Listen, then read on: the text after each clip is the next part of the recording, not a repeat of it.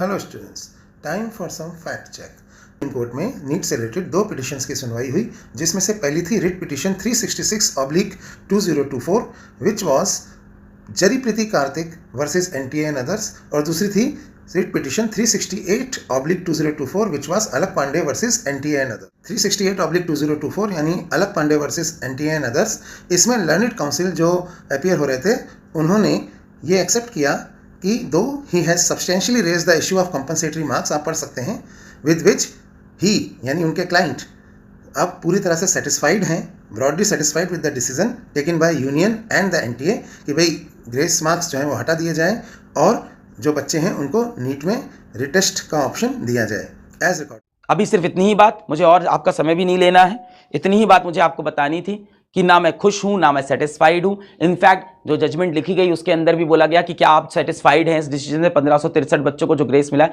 हमने बोला हम नहीं हैं, ऑन रिकॉर्ड हमने बोला हम सेटिस्फाइड नहीं हैं, बिल्कुल नहीं हैं।